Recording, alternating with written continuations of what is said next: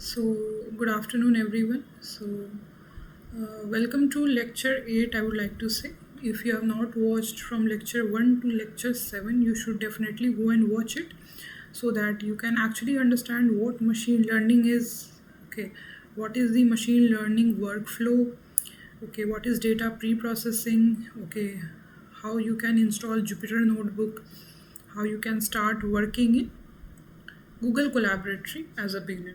Okay, this is a very important chapter. Like we'll discuss how to handle imbalanced data.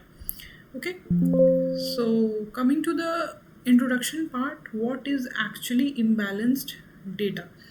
So, imbalanced data occurs when the number of observations in different classes is not equal. Like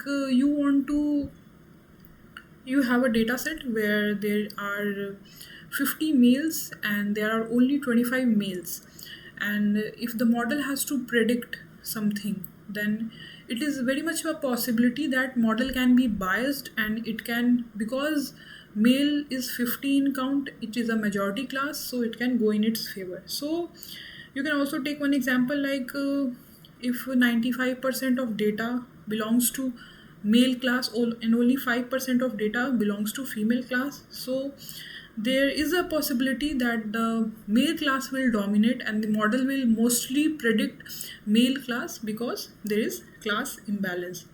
So machine learning models tends to favor the majority class, ignoring the minority class. So even if the model looks accurate, it may completely fail to detect important cases. High accuracy does not always mean a model is good. Okay, so coming on to the next slide. Now let's understand why imbalanced data is actually dangerous. When data is imbalanced, the model can become biased towards the majority class, as I said earlier. Okay, so imagine that you have a model and you have to make prediction, and the data set that is given to you, that has 90% of data is normal and only 5% of data is fraud.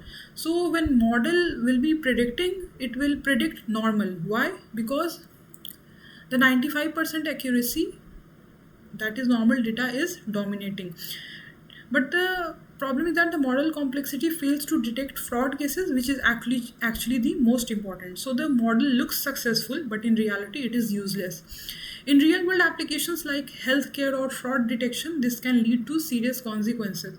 So accuracy alone is not enough. We must evaluate model carefully, and we should also see the other parameters like precision, recall, F1 score and all, which we will discuss in the upcoming lectures. Okay, so what can be the techniques of handling the imbalanced data? Okay, so the goal is to balance the data set so the model learns both classes properly. Oversampling. So the first technique to balance the imbalanced data is oversampling. So oversampling means increasing the number of samples in minority classes. We duplicate or generate new examples to balance the data set. Similarly, we have undersampling. Name itself is saying we will reduce the majority classes to match the minority classes, and this makes the dataset balanced but may lose some information. Then we have SMOTE, that is synthetic minority oversampling technique.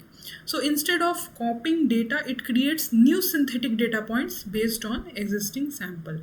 We should also use better evaluation metrics, as I said earlier, that is like precision, recall, F1 score, instead of just going for accuracy.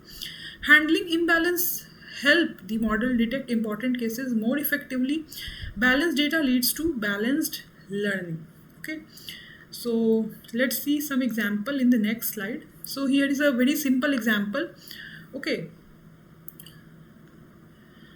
so before balancing, we have 95 normal cases and we have only 5 fraud cases.